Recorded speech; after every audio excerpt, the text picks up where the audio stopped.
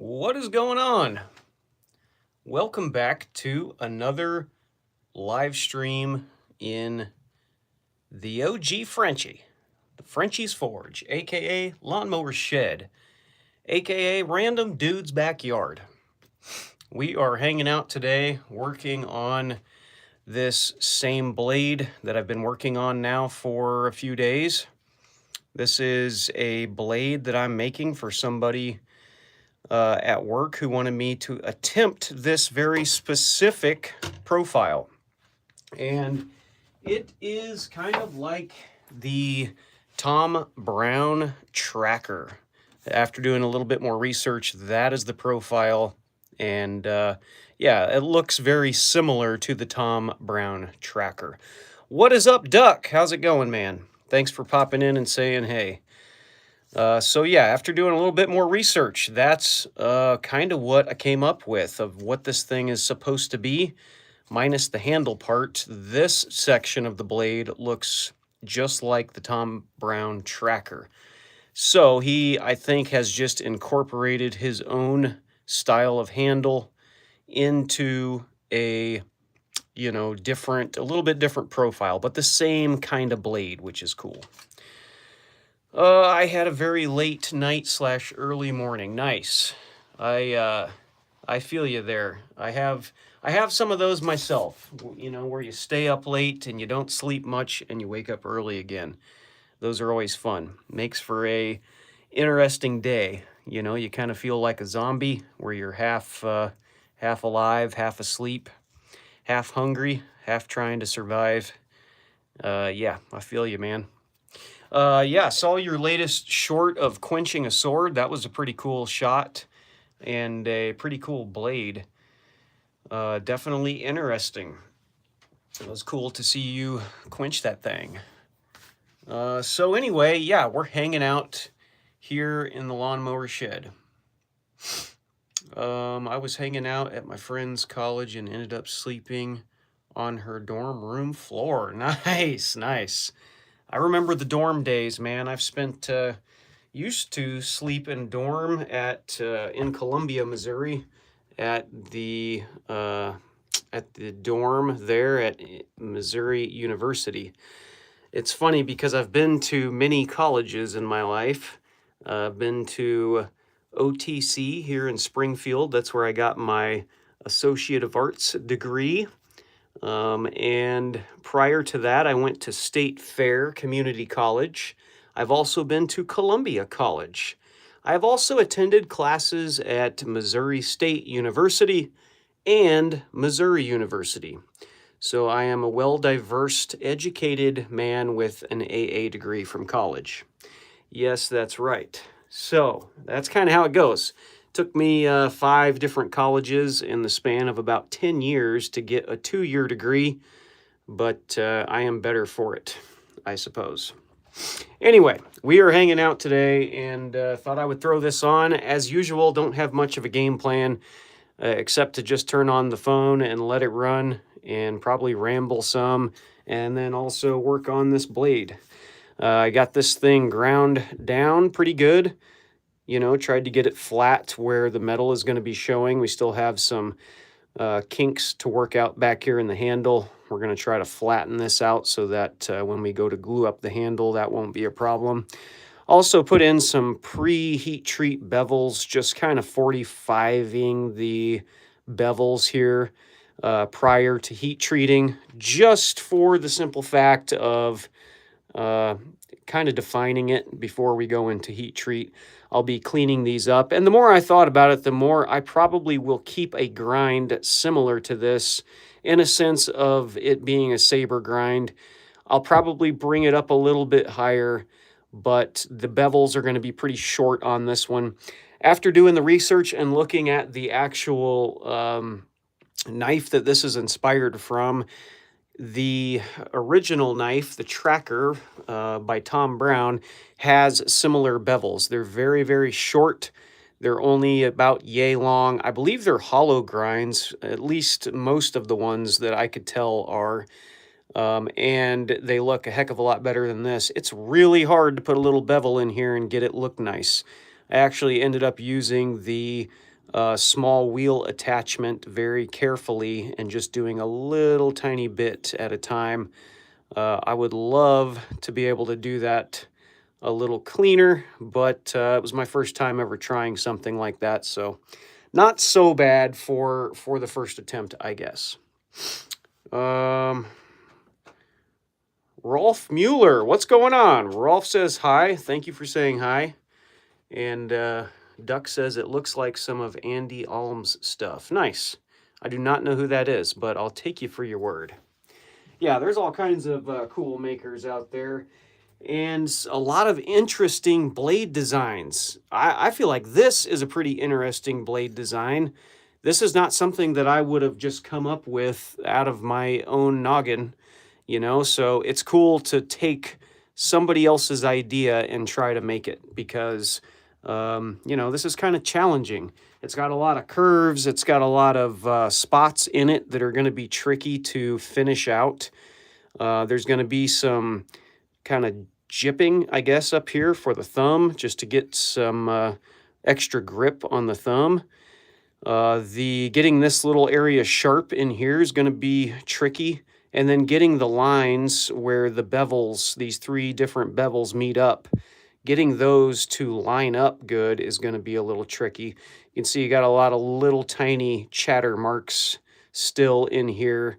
And that was all done pretty much on a different belt, but this exact wheel on the small wheel. So I was just kind of bringing it up here and kind of lightly going into it. The problem with this setup and trying to do this particular piece is that you've got this stupid finger thing here, which will not be stupid when it's done. It'll be great for seating your hand in here and protecting your fingers.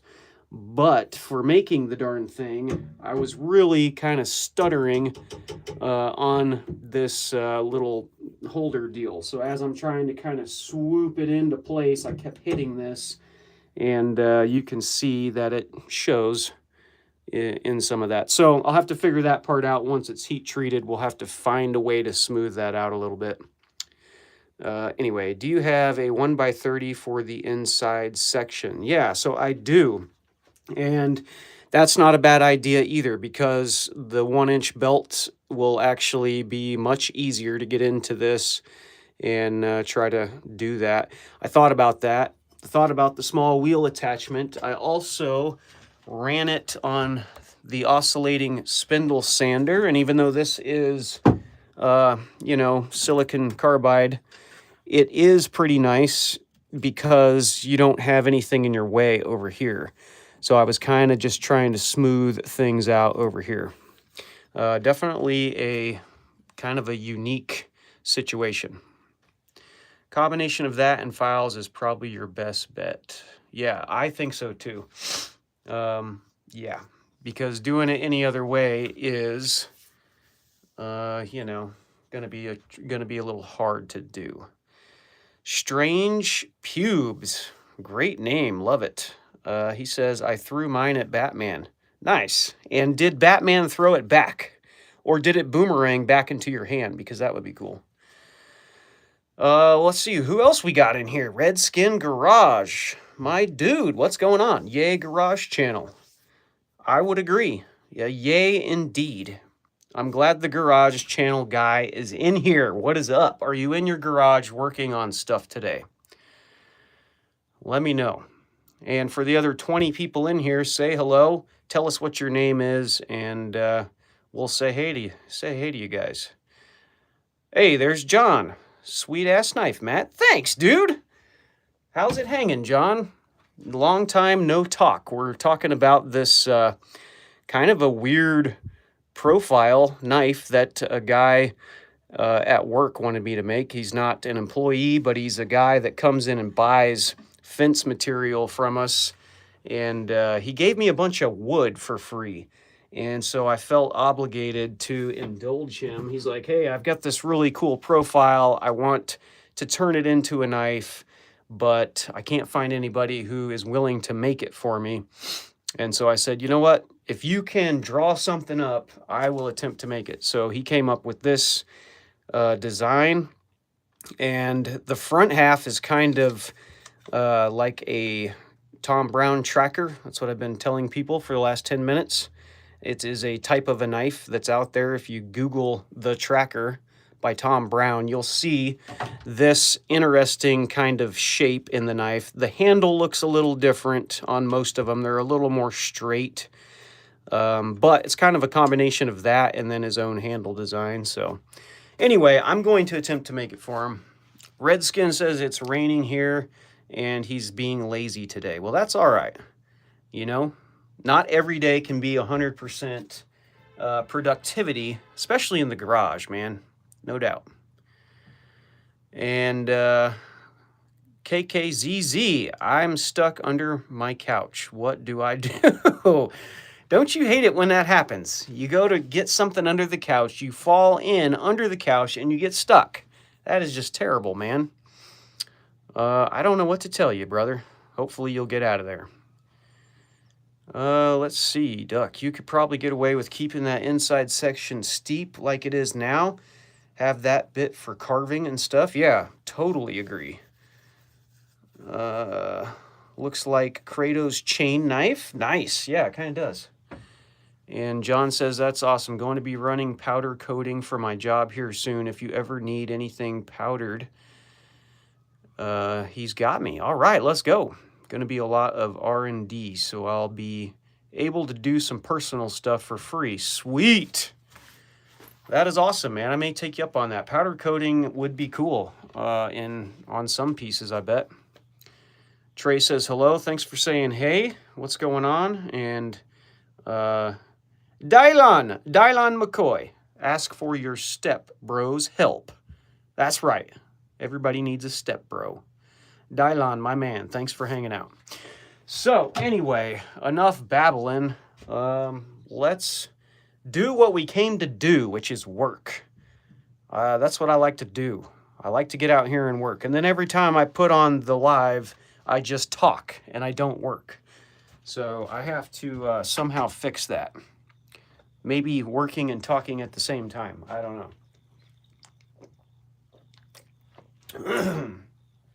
Today's video proudly brought to you by Monster Tea and Lemonade. Get your recovery here. Not really, but they are pretty tasty.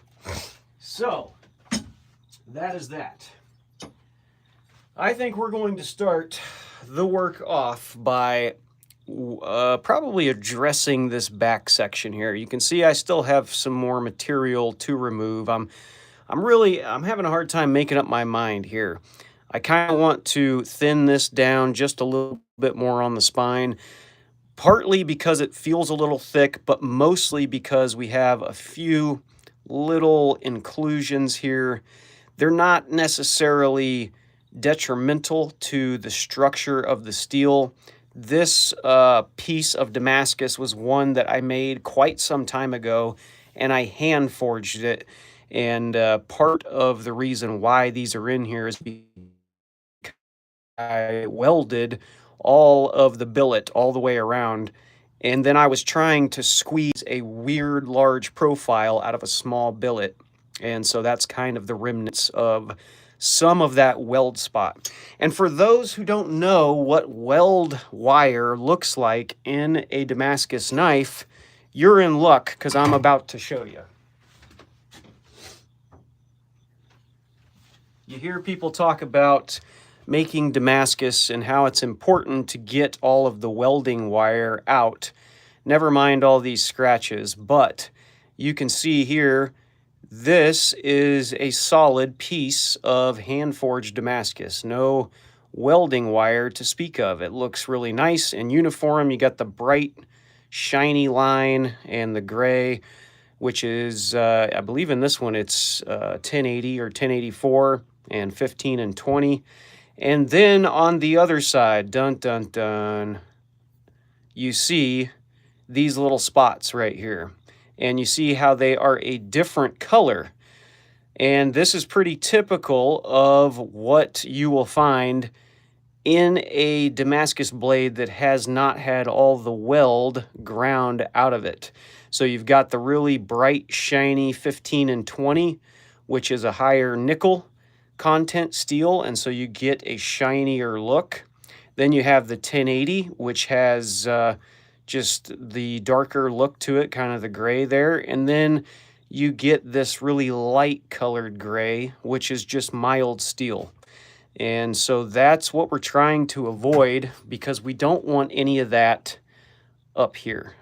I think it kind of takes away from the knife. It's not the end of the world. This thing is still plenty stout and strong, but you know, if those were gone, I think it would look a little bit better. So that is why I'm trying to do that, because each time I make a knife, I really am trying to do a little bit better job than the last time. And I'm never going to do a better job if I don't learn from my mistakes. So that is partly the reason why I'm going to try to shrink this some. I really feel like it's just on this side, because this side doesn't have any of that. It's good, clean, high carbon steel. It's just a little bit of this MIG wire left over in here. So anyway, we got a few more people in here saying hey. John says working is the best when it's what you love. Absolutely, man. That is the truth too, and it flies by. If you're doing something you love while you're working, it just seems to fly by. And then when you go clock in at work, it just drags booty hole, and that's just the way it be. Trenton says, how much does it cost? So it depends. I'm assuming you're talking about knives. It just depends on the knife. And the time that I have put into it. Also the material too. You know, something like a little file knife like this, 150 bucks, 175 bucks is typically what I would charge for this. This is made out of a metal file, and it's got stabilized and dyed spalted ash is what this is. Kind of a cool piece of wood.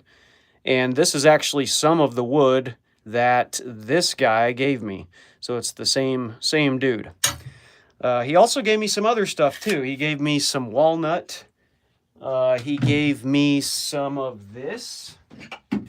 Not really sure what this is, but a really interesting, cool grained piece of wood, and it's really good hardwood. Then he also gave me some pear. I think that's what he said it was. It's kind of a little sliver of wood, but it's a really cool color and would be good and hard to use for a knife, I'm pretty sure.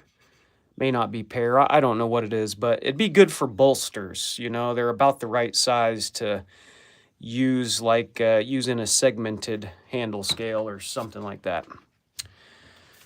Let's see. Maya Waterman, how's it going? Thanks for saying hi. I'm screaming without the S.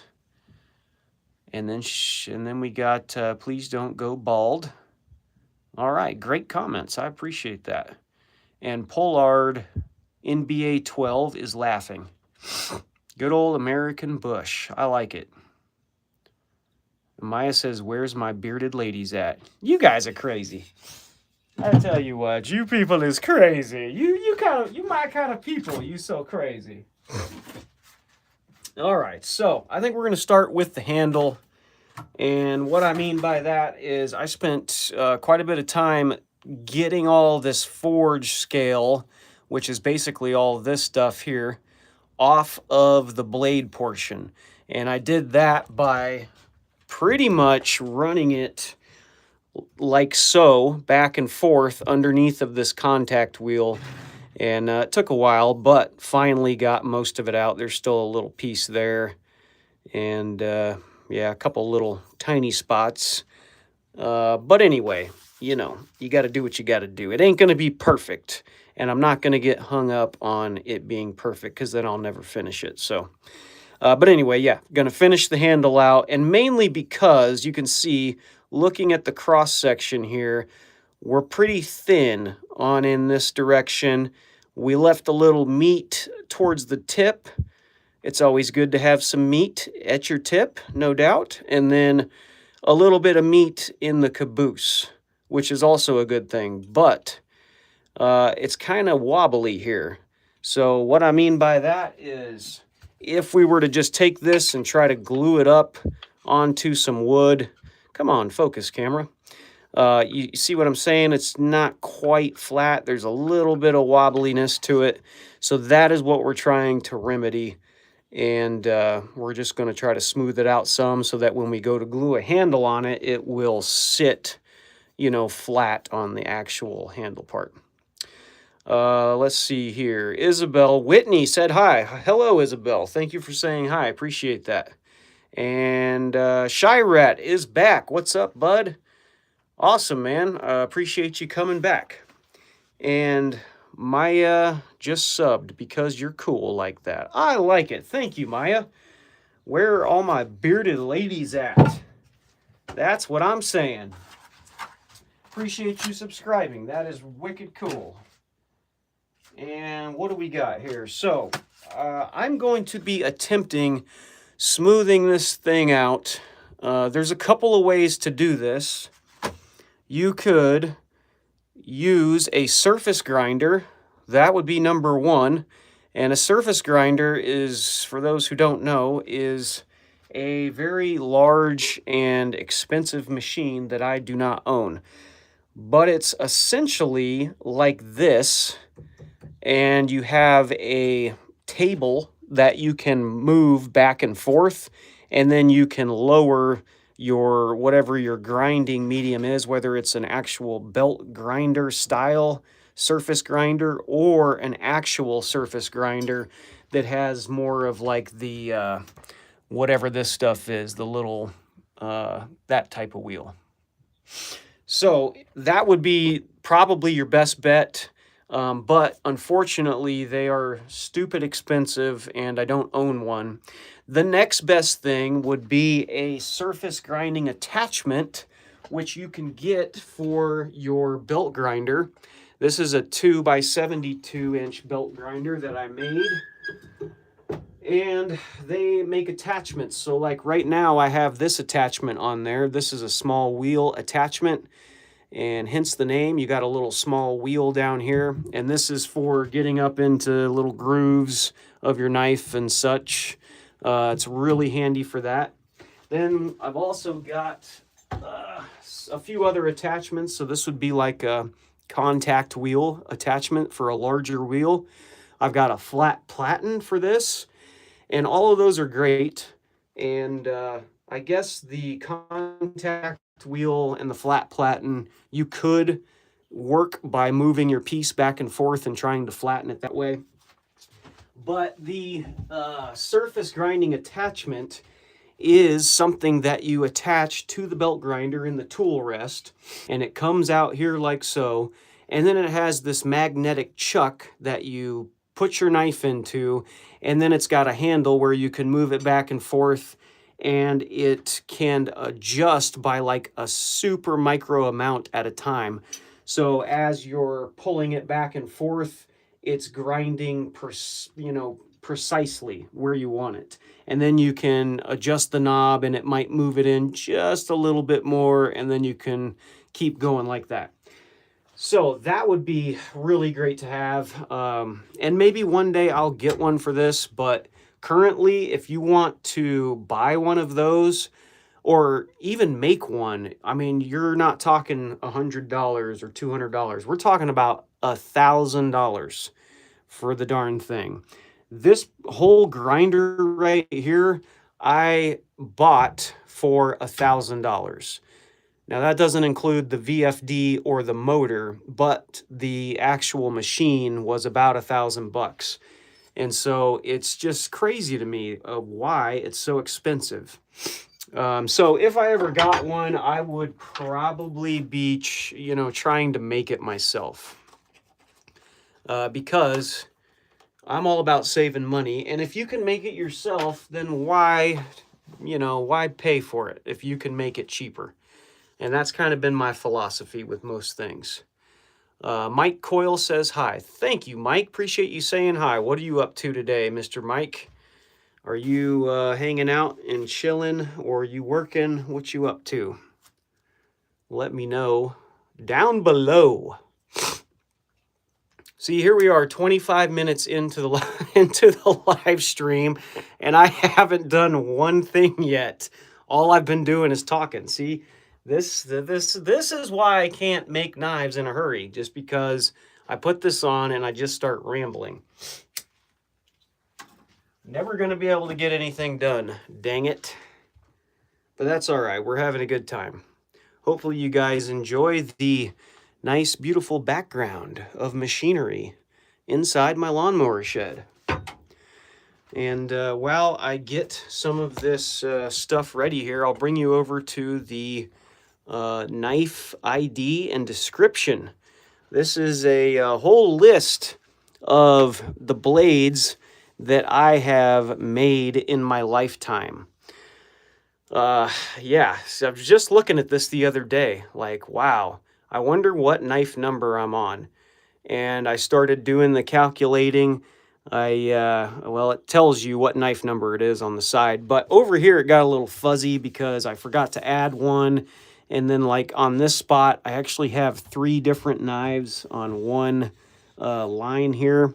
But believe it or not, the knife that we're working on right now, which is this one, is the 51st knife that I've ever made in my entire life.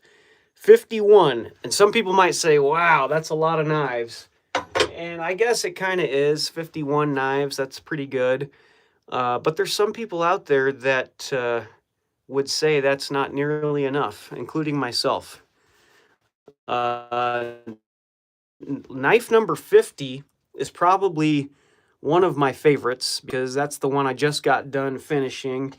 And I pretty much say that about every knife that I finish. I'm like, oh man, that knife was my favorite by far. And then I'll play around with it for a while and I'll get bored and I'll be on to the next knife. Let me grab knife number 50. And it's actually not a knife. It would be the sword that I just got done making for the YouTube Knife Maker Challenge. And this one was the military challenge. So I made a French saber. And I really, really dig this thing. It's wicked cool. I've had a lot of fun out in the back chopping lots of stuff. And this is the second Damascus blade that I've ever made. This is a 60-layer random pattern Damascus, and it's made out of 80 CRV2 and 15 and 20. And unfortunately, I really didn't get to finish this one like I wanted to because it was a timed event, meaning I needed to finish this at a certain date, and I really did just run out of time. But for the most part, it's pretty cool. The handle is kind of where I ran out of time on. And so I just wrapped it in leather, did the baseball stitch to hide a bunch of unfinished work under here. And really, the whole thing is just not finished very well. But, I took more time in the blade than anything because I spent a lot of time and effort on making the Damascus. And I at least wanted that to be pretty cool. And, the etching could have turned out a little better. It kind of, you see some knives that are etched that are super bright, and then the dark part is like black. And I was kind of hoping for that. I ran out of coffee and didn't have enough coffee when I did the coffee etch to really do much. But overall, it makes the whole sword kind of look gray until you get close up and then you can see the pattern. So I'm pretty happy with it. This is the second Damascus blade I ever made. The first one was the one that I just showed a second ago, which would have been this guy right here. This was the very first one that I ever made. And this one's probably, I don't know, 15 layers maybe, something like that. So anyway, definitely moving up in the layer count, and I'm digging it. The silent one. Dude, that is absolutely gorgeous. Thank you. Appreciate that. And Sergio, what's going on? Sergio says hello. Thank you for saying hi. Do you make these yourself? Yes, I do. I do make them. The design is absolutely beautiful, dude. Thank you, man. Appreciate that. I do. I make up the design or the profile, and then I forge all the metal out, and yeah, just kind of come up with the design as I'm going. Not on all of them. Like the one we're working on today, I did not come up with that profile, but for the most part, I do try to come up with my own profiles. What's going on, brother? How are you, man? That is Jack Lattiser. He is my brother, and he's in here saying hello. For your first sword, that is banging. Dude, thank you. Appreciate that. Rowan McDowell. Hi, what's going on? What's going on, Rowan, my guy? Thanks for saying hello. We're just hanging out in here and really just talking. I'm supposed to be working. That's what we're up to. But yeah, we're working on this blade currently, but I'm not working on it. I'm just more talking. Probably need to get back to work. John says, have you ever considered making an axe? Yes, I have, and I would absolutely love to. And now that I have my forge press, I think it's going to be doable. It was always doable, but it was kind of intimidating to try to do it by hand. So I may give that a go here soon.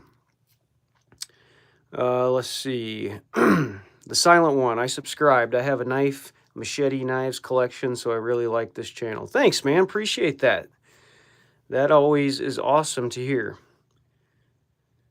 An axe would be cool. Yeah, most definitely. Axes are awesome. I actually do have an axe. Well, you can't really call it an axe. It's more of a funky not a machete, a hatchet. That's the word I'm looking for. This was an old pickaxe, and it is pretty stinking ugly. This is probably like 2 or 3 months into knife making. I was like, oh, I'm going to turn this old pickaxe into like a little hatchet. And so I did. I did a pretty crappy job. But it does cut. So that's cool. And then it's got the old spike tip for, you know, I don't know what. But anyway, this is the only axe-ish type thing I've ever done. And definitely a weird one. But it was fun, and I learned a little bit. Mainly, I learned that I suck at putting handles on axes. It's pretty horrendous job there. But it was fun, and I will try again now that I've got a little bit more skill. Mackenzie says, are you selling your products on here? I don't sell them on YouTube, but I do have a Etsy store where some of my blades are for sale. And if you want to find the Etsy store, I would recommend going on Google and searching Matt and Sarah Creates Etsy store.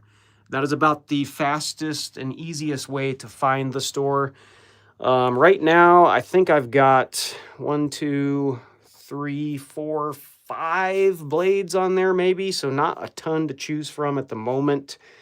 But I am trying to work on making a few more to replenish the store. Rowan says, I've thought about getting into forging for a while. Any advice for beginners? Yes, I have some good words of wisdom. If you want to get into it, I highly recommend getting into it as cheaply as possible just to see if you like it. Because like most hobbies, especially this one, you can sink a ton of money into it very quickly to try to get more gear and more stuff to try to be better. And take it from me, I've been doing this for 2 years. You can take a look around at all the junk I have accumulated in here. And every single item in my barn has something to do with making blades. I mean, literally every dadgum thing in here. And it's not like I have a massive amount, but I do have, you know, thousands of dollars sitting in my lawnmower shed. And it is all just, you know, stuff to try to help me in the knife making journey. And then outside, I've got my forging area, and I've got a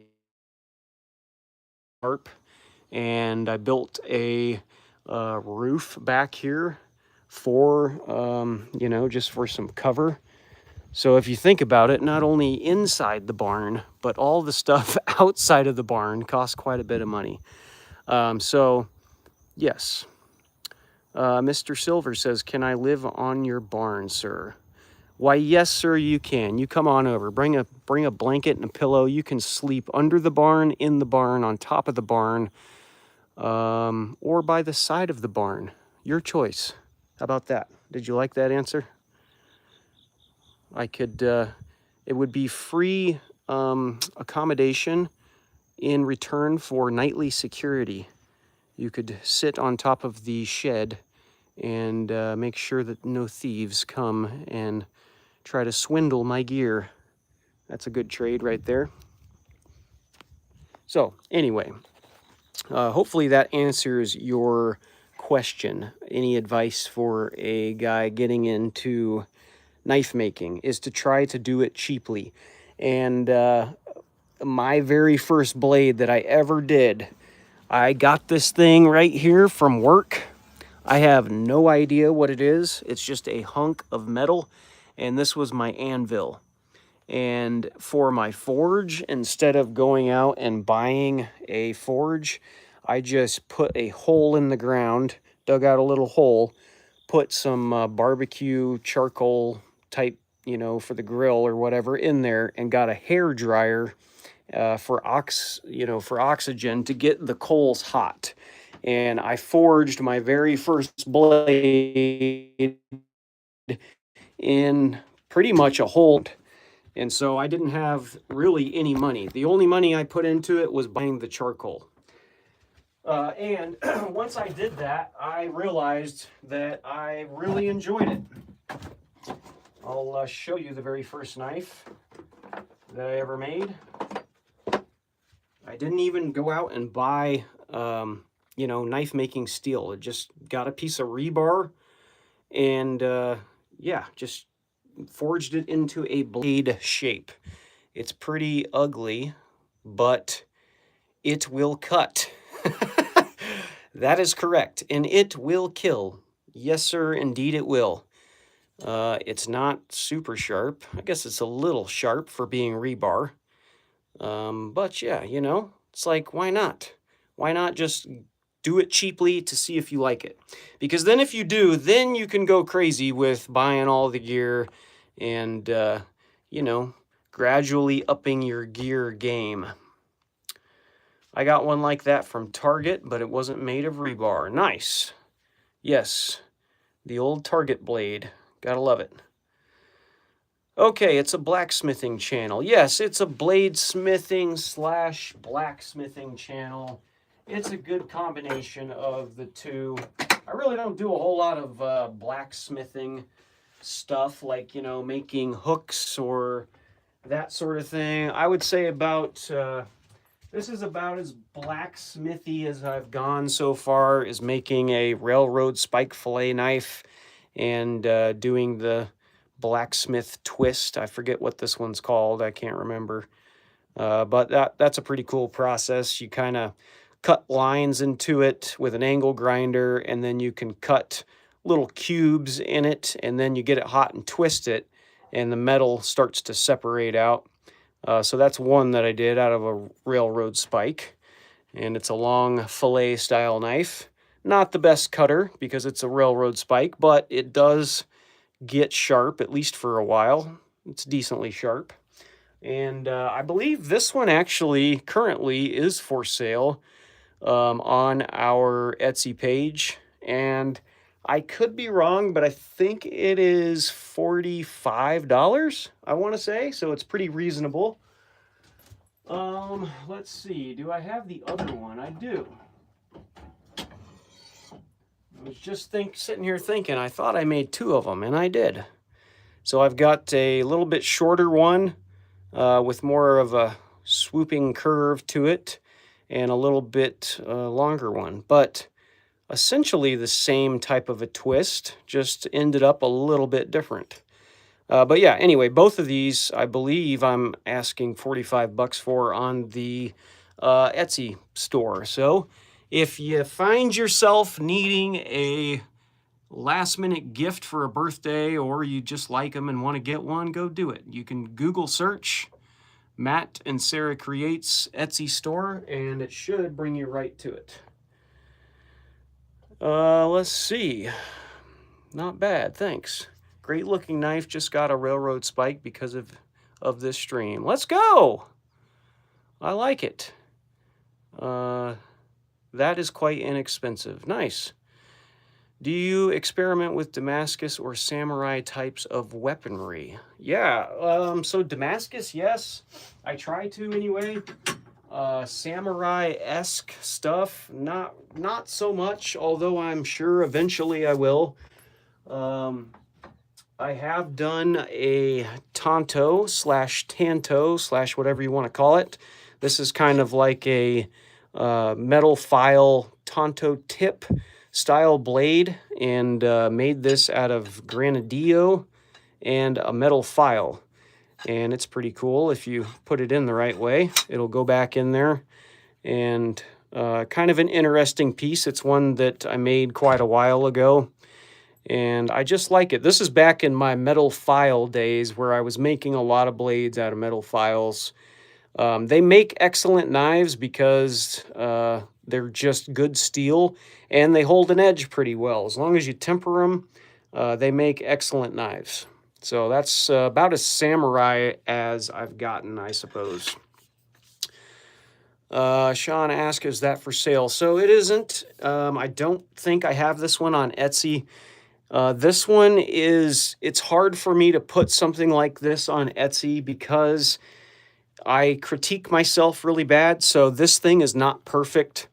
It's got, some symmetry flaws, like one side's not as perfect as the other. There's also a little bit of a dip down here towards this area. And most importantly, the blade did not come out perfectly straight. It's kind of canted to the side a little bit. So I would have a hard time asking a lot of money for this because it's not perfect, and I wouldn't want to sell it for anything less than 150 bucks. So hopefully you understand that. Like it's worth more to me than what I could probably get for it, or what I would feel comfortable selling it for. Just for the experience and to hold on to it, so I can learn from my, past knives. The more that I do, though, I should be able to perfect or at least tweak some of those mistakes that I made, and eventually be able to make something in a quick amount enough time to be able to sell it for a reasonable price. Do you have an example of the Damascus you've worked on? Understand about the file? Yes, okay. Yeah, so I've made a couple. We were just showing them a second ago. And here is the very first one that I made. This is a 10 or 15 layer Damascus. Never mind the scratches on here because I've been using it up. But that is a pretty bold, basic pattern. And we were just talking about earlier, the little gray spots in here are from the welding wire that I didn't ground out of there. So there's the very first one I did. The other one that I'm supposed to be working on right now is also from a similar billet, so it should look similar to that first one. Pretty bold layer count, probably 15 or 20 layers. This is the one I'm still currently working on, but that's another example that you can't see. And then finally, the second one that I did is this French saber, and I just recently did this for the YouTube Knife Maker Challenge. So this one is 60 layers of random pattern, and it's 80 CRV2 and 15 and 20, and it came out pretty good. For the second one, I'm pretty happy with it. And for the length and shape of the blade, it's a lot of steel to try to, manipulate and tell it what to do. The fuller is not perfect. You know, there's lots of flaws in this one as well, but for my second one, I feel like I'm moving in a good direction. So hopefully the more I make, the better I'll get, sort of thing. Let's see here. Probably go ahead and put this up. And I think we're going to start with a 60 grit. I really do probably need to start working. It's 45 minutes and I have not done one thing. Nice detail. I agree that saber is amazing. Not flaws, character. I like that idea. See, that's kind of what I think too, man. You know, you can't judge every knife to be perfect. And some of the ones that have screw-ups sometimes just look like character. I would agree with that. So what I'm going to be doing is putting on a 60 grit disc here, and we're going to be trying to flatten the handle out on this guy. Because currently it is not perfectly flat, and that will be a problem for us when we go to glue up the handle if we do not flatten it out. It will not be good. So I've spent the time to smooth this out and flatten it up, but I neglected the back because I was concentrating more on this area. But it shouldn't take too long to throw it up on the disc grinder and get some of those deep forging marks out of there, and to take some of that thickness out of there. We're relatively thin down in this section. We left a little meat towards the end, and then, yeah, we still have some to remove back here. Anyway, appreciate you guys hanging out. If we got 85 people in here, thank you to everybody who's hanging out with me. If you're not subscribed, hit that subscribe button. That would be awesome. That would really help me out. I've been trying to grow the YouTube channel the last couple of months. I've been really trying to focus my efforts on, you know, kind of building my video base, doing more lives, trying to build, you know, different stuff that's interesting. I try to do a combination of educational videos and entertaining videos. I don't always make awesome, super exciting videos, but I do like making videos where I get to share some of the steps of knife making, because I feel like that helps a lot of people out, especially those who are interested in knife making or who are first learning how to do it. Because that's how I learned how to make knives, was by watching other people on YouTube make knives. And the channels that I really liked were the ones that stopped and they explained, well, how did I do that part there? You know, some people will just do a time lapse and it's cool because it's entertaining and you get to see how the knife was made, but you don't really learn. So I don't know. I try to do a combination of entertainment and education.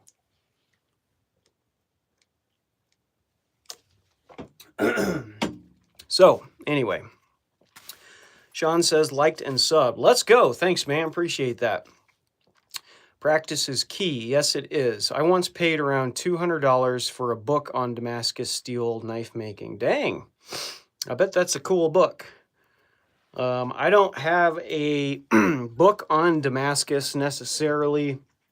I do have a book on heat treating steel, and it's a pretty good book. This is by a guy who also has a YouTube channel. His name is Dr. Laren Thomas. His dad was a knife maker, a pretty famous knife maker for his time.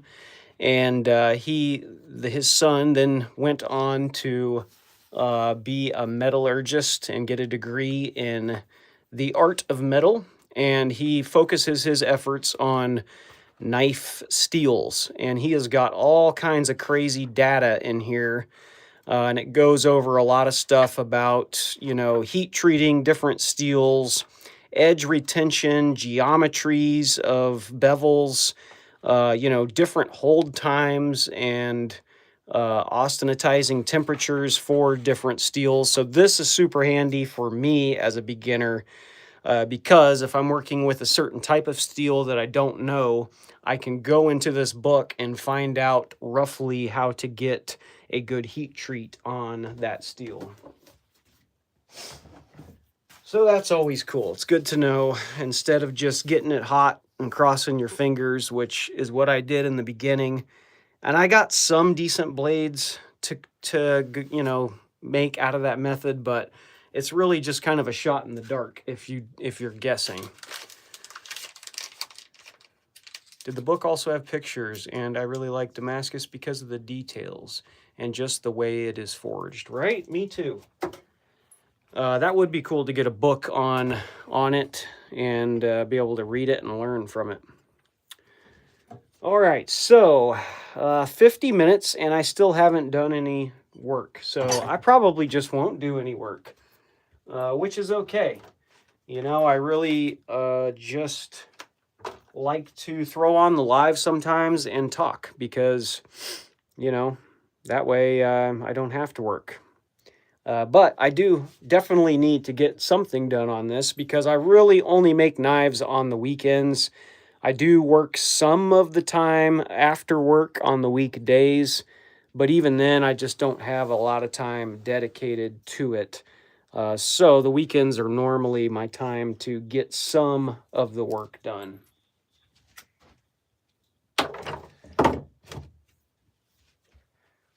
And once we have this blade complete, I'm going to need to think about what kind of handle material to put on it. And I'm still not 100% sure what I'm going to do, but I do have a couple of things narrowed down. So this is a piece of wood that this guy gave me. And the knife that I'm making here is the design of the guy. I don't even know his name. That's pretty bad. But he's a customer of ours at work, and he comes in to buy materials from us all the time. He's a really cool dude, and I wish I knew his name, but I don't.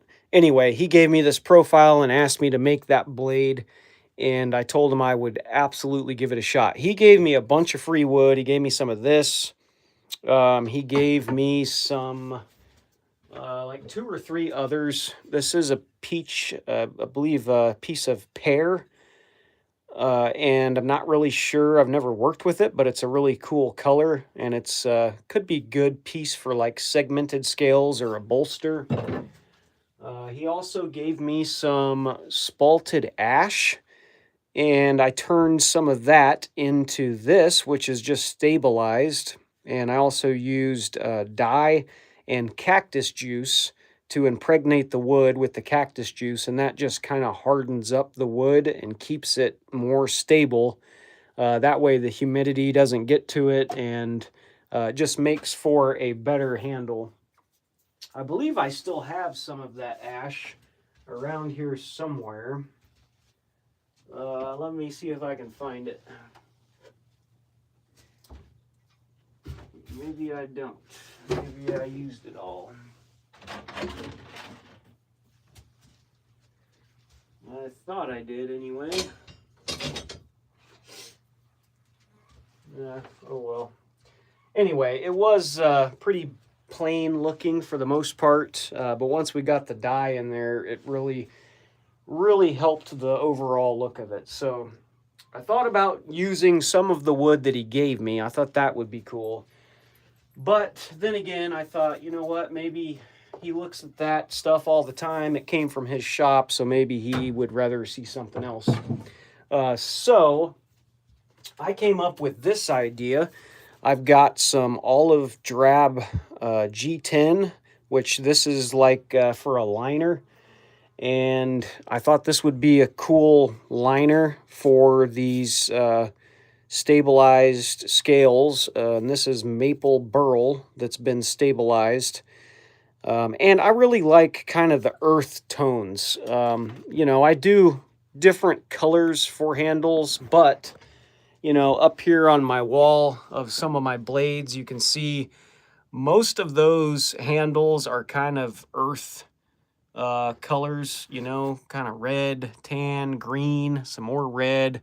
We got the kukri back here that's got the burl on it. This is stabilized burl that I stabilized with red liners. And got some super glue on it now, filling up a few of the voids that didn't stabilize. But so anyway, I tend to kind of use more of the earth tones than anything. Here's a stainless steel San Mai, and this I believe is teak, I want to say. No, it isn't either. It's black limba. That's what it is. But I thought this was kind of an interesting piece of wood. Then we've got this weird little knife that I made out of a coil spring. And this has got whinge and a couple of pieces of liners. And this is synthetic material called G10. So that's kind of a cool combination of stuff. But that's part of the knife making that I like, is messing around with all of the different combinations of handle material. And back here on my shelf, you can see I've got all kinds of blocks and a good mix of wood and a good mix of kind of the synthetic stuff. Here's some, I believe this is Buckeye burl. That's what this is. And I have dyed and stabilized the Buckeye burl. And it doesn't look super interesting right now, but after I clean this up, it will look super cool. Then we've got this one. This is another one that I dyed and stabilized. This is spalted Jatoba, kind of an exotic wood, I guess. And then we've got more of the synthetic stuff. This is a material called Rich Light, and some more G10. And quite a bit of other stuff down in my other stuff box here. This is a box of other stuff. That's what I call that. So anyway, I got a lot of choices, but that's the part of knife making that I like, is coming up with the different designs and different ideas for handle materials. So let's see. Mule Power, what's up, buddy?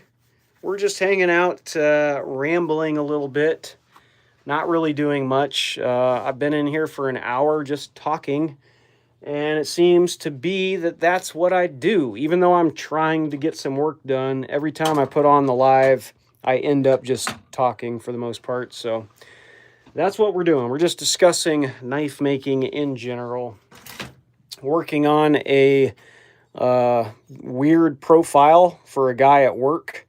This is a blade that he designed, and it's kind of based off like a Tom Brown tracker knife.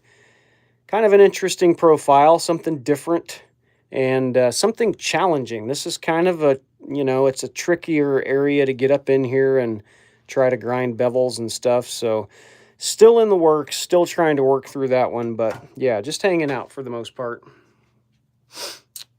I just ended my own live stream. No one was watching. Dang, man. Had I known, I would have come over and watched. That's the weird thing about live stream. It seems to be random. Sometimes you'll get quite a few people to come in and chill with you and watch. And other days, I'll get one or two people. So just know that you're not alone in that. I don't know.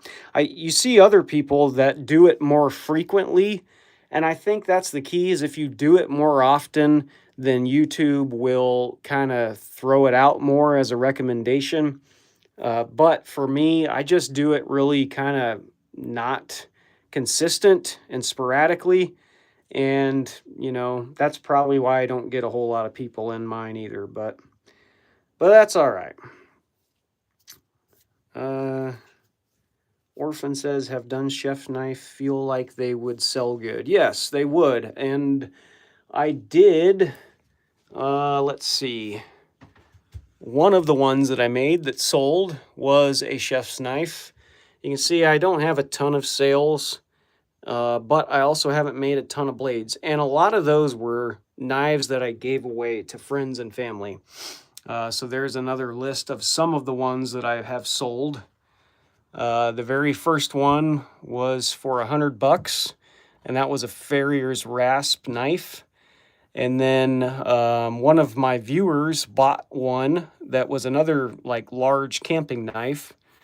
And this one is a railroad spike fillet knife, and I drew this thing out to about 2 feet, probably 24 inches long. And it was just pretty unique because it was super duper long railroad spike knife, so he gave me $60 for that. Sold another dagger, a chef's knife, another larger. This is the most expensive one I've sold, $245. So yeah, it's hard to kind of price your knives when you first start out too, because you know, it's like if you were charging people what you had in it as far as materials and time, it's really hard to get somebody to buy it. So for me, because it takes me a long time, $245 for a knife is still not a lot of return for the time I'm putting into it. Especially some of the earlier knives, you know, $100, $175, $60, $125. You know, I'm not making hardly any money doing that. But lucky for me, I'm not selling knives for a living. Thank God I'm not selling knives for a living, because I probably would not be very good at it in terms of getting money back. But, you know, lucky for me, I just sell them honestly to get rid of them and get more space to make new ones. And I pretty much take the money and I put it back into the hobby, getting more gear, you know, either another grinder or more belts or blades or whatever I need at the time, drill bits. It can be expensive to continue the hobby, but for the most part, once you have the gear, then you're really just spending the most money on, for the most part, propane and abrasives.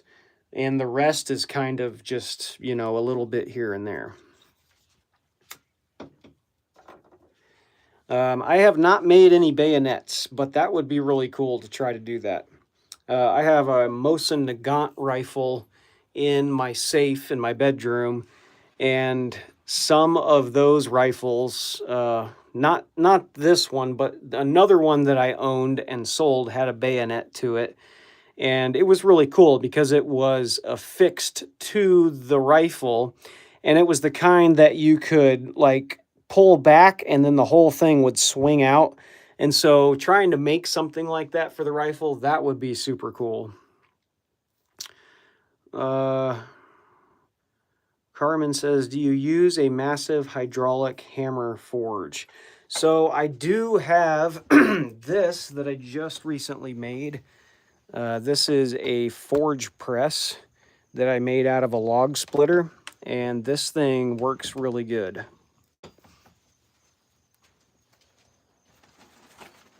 Take off the tarp.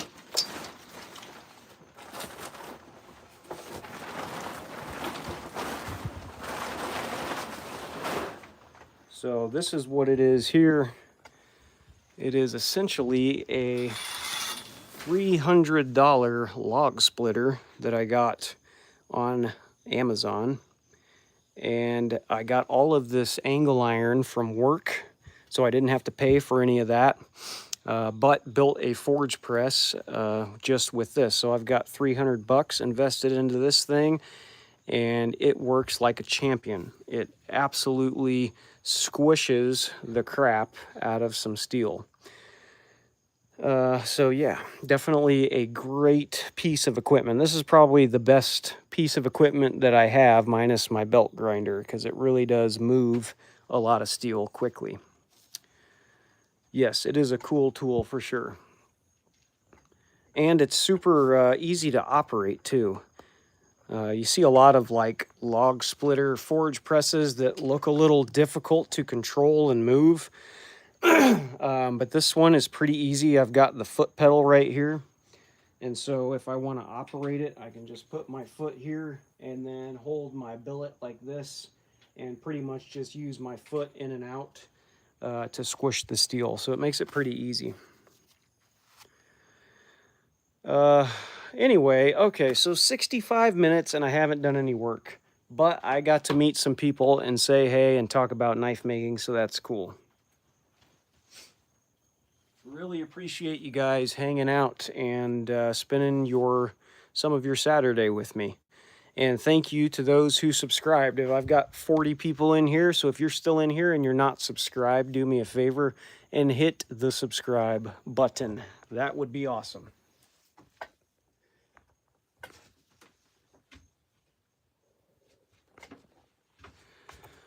We'll come in here and raise you up and turn this thing around. Hello, fine people. Appreciate you guys watching. Probably going to wrap it up here. Sean says, nice setup, man. If you need to get to work, catch up with you later. You are giving me tools with this stream. That's what it's all about right there. It's about inspiration. And that's what I like doing on my YouTube videos, is just showing you what I've created, showing you what I've made, and in hopes to give you guys inspiration for tools or to make something. And I feel like that's what it's all about, you know, sharing what you make with one another for just general inspiration to things. So anyway, thanks again for everyone for hanging out, and it's probably time for me to get back to work. Really appreciate you guys spending your time with me and subscribing. Thanks a lot. Appreciate you guys, and I will catch you in the next one. Y'all have a great rest of your weekend.